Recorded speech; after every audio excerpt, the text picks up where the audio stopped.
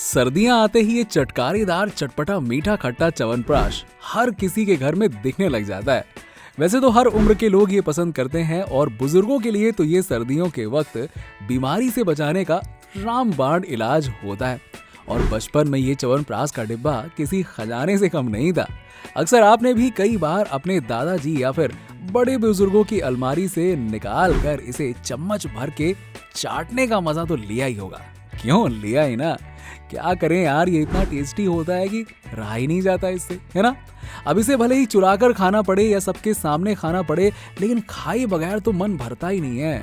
दोस्तों, आज हम औषधीय जड़ी बूटी से बनने वाले च्यवनप्राश की मेकिंग के बारे में जानने वाले हैं कि आखिरकार इसे फैक्ट्री में कैसे बनाया जाता है। तो चलिए आप सभी मेरे साथ मेरे फेवरेट सफर पर, आई मीन टू से कि फैक्ट्री घूमने यार बड़ा मजा आता है। चलिए ले चलते हैं आपको च्यवनप्राश बनाने वाली फैक्ट्री में, जहां हम आपको दिखाएंगे कि इसे बनाकर तैयार कैसे किया जाता है। तो आप जल्दी से चैनल को सब्सक्राइब कर लीजिए और बेल आइकन को दबा दीजिए ताकि आपको हमारे वीडियोस के नोटिफिकेशन मिलते रहे।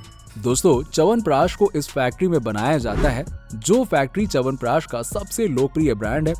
इस ब्रांड के च्यवनप्राश सबसे ज्यादा मार्केट में बिकते हैं। जी हाँ, और यहाँ पर इसे कैसे बनाया जाता है, चलिए आइए देखते हैं। वैसे तो च्यवनप्राश को लोकल फैक्ट्रीज में भी बनाया जाता है। च्यवनप्राश को बनाने के लिए सबसे पहले जरूरी होता है इसकी 36 तरह की औषधीय आयुर्वेदिक जड़ी बूटियां, जिनमें इन्हें दूर दूर से जंगल खेतों से ढूंढ कर यहाँ इस फैक्ट्री में लाया जाता है। इसमें आंवला, अश्वगंधा, दशमूल, केसर, नागकेसर, पिंपली, छोटी इलायची, दालचीनी, बंसलोचन, शहद और तेज पत्ता, गंभारी, विल्व और श्योनक की छाल, नागमोथा, पुष्कर मूल, कमलगट्टा, सफेद मुसली जैसे कई आयुर्वेदिक जड़ी बूटियां होती हैं। तो सबसे पहले इनकी धुलाई का काम शुरू होता है।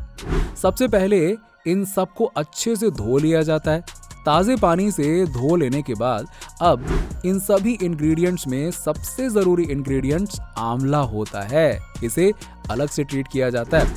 अब यहाँ पर ढेर सारा पानी डालकर इसे अच्छी तरह से साफ कर लिया जाता है। और अब इन आंवलों में से कुछ आंवले ऐसे भी होते हैं जो अच्छी क्वालिटी के नहीं हैं। अच्छे आंवले ले लिए जाते हैं और खराब आंवलों को बाहर निकाल दिया जाता है। और ये इस प्रोसेस में इस्तेमाल नहीं किए जाएंगे क्योंकि इनसे च्यवनप्राश का टेस्ट खराब हो सकता है और शायद च्यवनप्राश की क्वालिटी इतनी बेहतर ना बन सके। अब आता है फैक्ट्री में इनके बनने के प्रोसेस का नेक्स्ट स्टेप, जहां पर धुली हुई जड़ी बूटियों और फ्रेश अच्छी क्वालिटी वाले आंवले को एक आग पर चढ़े हुए पतीले में डाल दिया जाता है, जिसमें सबसे पहले थोड़ा सा पानी डाला जाता है और फिर उसमें पत्तेदार छोटी छोटी जड़ी बूटियों को नीचे रख दिया जाता है और सभी जड़ी बूटियों को इसमें एक एक करके डाल देने के बाद बीच में आंवला को डाल दिया जाता है और फिर बाद में इसके ऊपर वापस से इन सभी जड़ी बूटियों को डाल दिया जाता है। अब एक बर्तन से इस पतीले को ढक दिया जाता है, जिसके बाद पानी गर्म होता है और इसमें सभी जड़ी बूटियां उबलती हैं। जड़ी बूटियों में जितने भी औषधीय तत्व हैं वो सब इस पानी में उबाल कर आ जाते हैं और आंवला भी थोड़ा पक जाता है। अब जब ये उबल चुके हैं तब इसमें से सबसे पहले इस उबले हुए पानी को अलग कर लिया जाता है। ये पानी औषधीय गुणों से भरा हुआ है और आज के समय में ये किसी संजीवनी बूटी से कम नहीं है, क्योंकि इसमें कई सारे औषधीय गुणों वाली इन जड़ी बूटियों का रस इसमें मिल चुका है। इस पानी को अलग निकाल कर इकट्ठा कर लिया जाता है और अब इसमें निकाला जा रहा है। देखिए आप, ये है आंवला। आंवला थोड़ा पक चुका है और इसकी वजह से इसका रंग बदल गया है और आंवले को बाहर निकाल लिया जाता है। अब आप सोच रहे होंगे कि आखिरकार इस आंवले का किया जाएगा। देखिए, च्यवनप्राश में ज्यादातर मात्रा में जो हमें देखने को मिलता है ना, जो हम खाते हैं, वो आंवला ही होता है। जड़ी बूटियों का तो केवल रस ही रहता है और इस आंवले को एक मशीन की मदद से पीस लिया जाता है और पीसने के बाद इस तरह से इसकी चटनी बन जाती है, जहां पर इस पेस्ट को दूसरे पतीले में डालकर पकाया जाता है और इस पेस्ट में और भी कई सारी चीजों को मिलाया जाता है। इसमें शहद की अच्छी खासी मात्रा मिलाई जाती है। अब इन सब को डालने के बाद आखिर में डाला जाता है वो बेशकीमती पानी, जिसमें जड़ी बूटियों का रस मिला हुआ होता है, जिस पानी को पहले जड़ी बूटियों को उबाल कर निकाला गया था। और अब इस पानी को इसमें डाल दिया जाता है और डालने के बाद इसे कुछ समय तक गाढ़ा होने तक पकाया जाता है। धीरे धीरे जैसे जैसे ये पकता जाता है, पानी वाष्पीकृत होकर उड़ जाता है और ये गाढ़ा होना शुरू हो जाता है।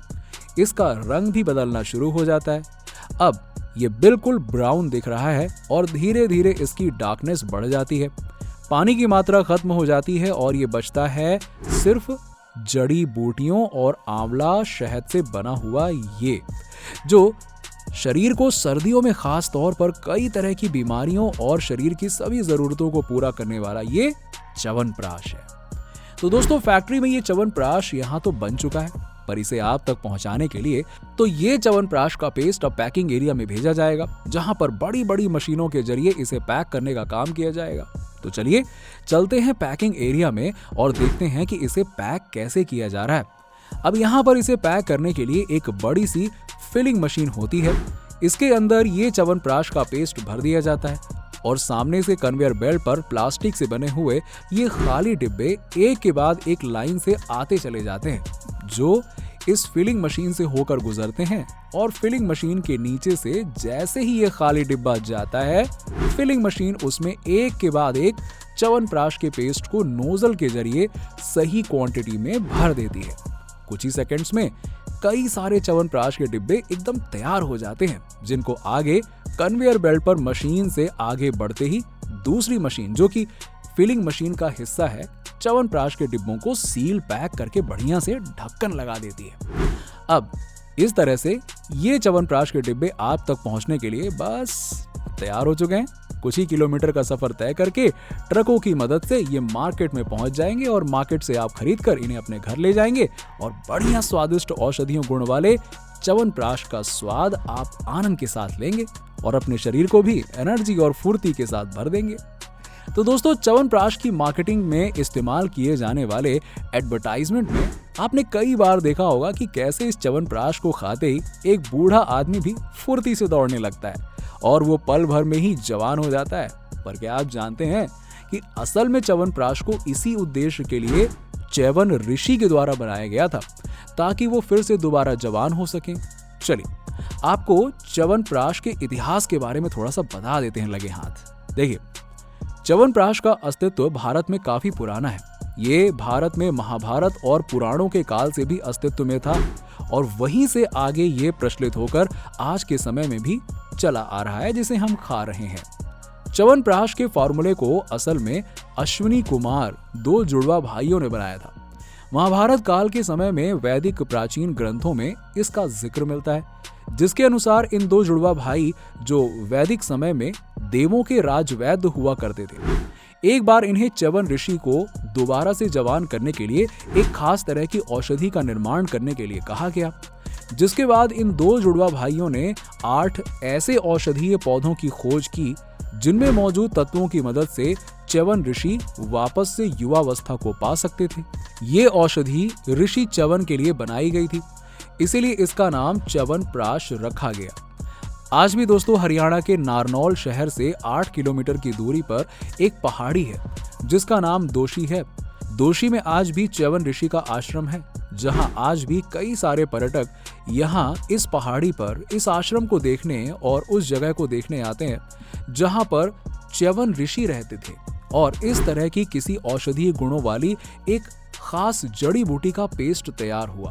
पहली बार च्यवनप्राश का फार्मूला तब दुनिया के सामने आया जब आयुर्वेदिक ग्रंथ चरक संहिता में इसके बारे में काफी विस्तार में लोगों ने पढ़ा और इस संहिता में च्यवनप्राश को बनाने की विधि, उसके इंग्रेडिएंट से जुड़े हुए कई सारी बातें लिखी हुई थी, जिसे जानने के बाद पहले लोकल स्तर पर और बाद में बड़ी बड़ी फैक्ट्रीज में इन्हें बनाया जाने लगा। पर कुछ भी हो, उस समय जो औषधि च्यवन ऋषि के लिए बनाई गई थी, उस औषधि और आज के च्यवनप्राश में जमीन आसमान का अंतर है। इसीलिए आप इसे खाने के बाद ये मत सोचिएगा कि भाई ये वापस से आपको बचपन में लौटा देगा या फिर आप युवा हो जाएंगे। पर हाँ, ये जरूर है कि आपका शरीर काफी ज्यादा स्ट्रॉन्ग, एनर्जेटिक और बीमारियों से बचा रहेगा। तो दोस्तों, आज का सफर आपको कैसा लगा, जहां हमने च्यवनप्राश को बनते हुए देखा और बातों ही बातों में निकल पड़े इतिहास के पन्नों को खगालने, जहां से च्यवनप्राश बना वो भी देख लिया और लोगों तक कैसे पहुंचा ये भी देख लिया। फिलहाल दोस्तों आप कौन सा च्यवनप्राश खाते हैं जरा नीचे हमें कमेंट सेक्शन में कमेंट करके बताइए और हमारे चैनल को सब्सक्राइब कर लीजिए और वीडियो अच्छा लगा हो तो शेयर कर दीजिएगा।